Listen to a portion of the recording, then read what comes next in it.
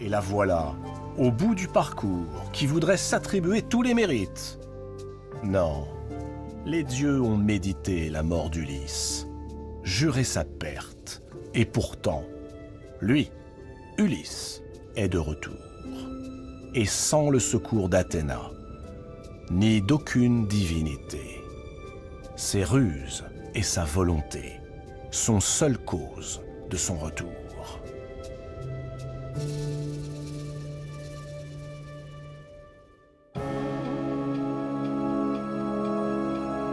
Athéna et Ulysse se dévisagent longuement, en silence.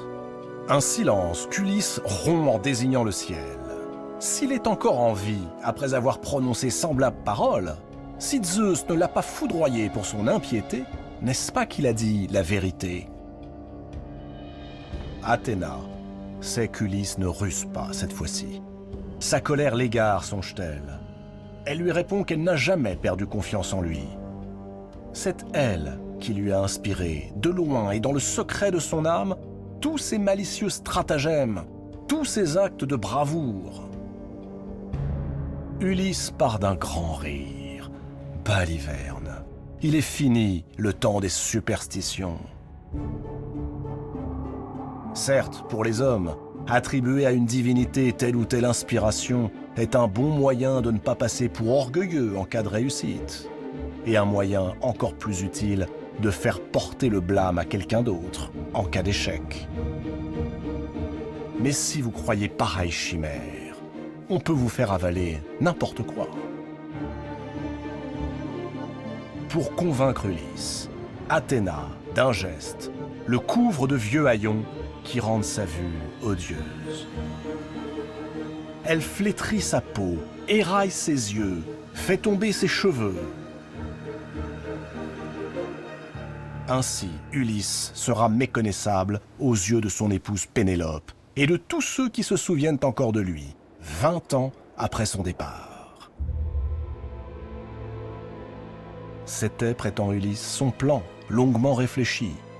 Agamemnon, le roi des rois, lui avait donné aux enfers ce conseil, ne pas annoncer son retour, ni marcher à visage découvert sur le palais, car il trouverait la mort sur le champ.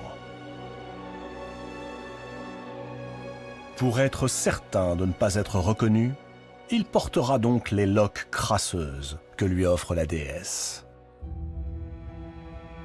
Ulysse, ainsi déguisé en mendiant, se met en marche, boiteux, appuyé sur une canne. Il s'enfonce à travers champs et laisse Athéna sur le rivage.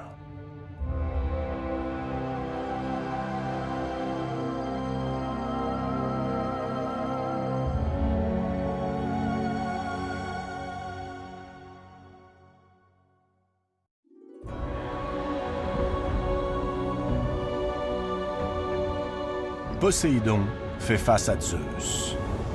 Depuis qu'Ulysse a crevé l'œil de son fils, le Cyclope, le dieu des océans a une obsession, le punir de son forfait. Et le roi d'Ithaque a encore dépassé les bornes. Le dieu des dieux a-t-il entendu par quelles paroles impies Ulysse s'est moqué de la déesse Athéna? Athéna louait son esprit inventif et sa maîtrise des stratagèmes. Et voici quel résultat il faut aujourd'hui supporter. Le roi d'Ithaque, tonne Poséidon, est un menteur, un tricheur et un voleur. Il ne respecte rien ni personne. Zeus, lui, respectera-t-il sa parole? Laissera-t-il Poséidon se venger? Certes, le maître de l'Olympe n'avait pas interdit le retour d'Ulysse en sa patrie après tous ses malheurs. Mais les Phéaciens, qui sont pourtant de la race de Poséidon, ont favorisé ce retour sans sacrifier à leur dieu. Ils ont aidé Ulysse, et ils lui ont offert des présents inestimables, qui n'ont pas d'équivalent, pas même dans la fière cité de Troie.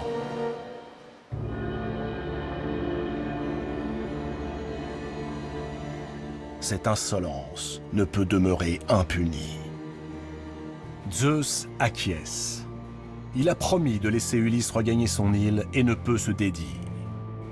Mais Poséidon a le droit de punir les Phéaciens. qu'il fasse ce qu'il voudra et comme il lui plaira.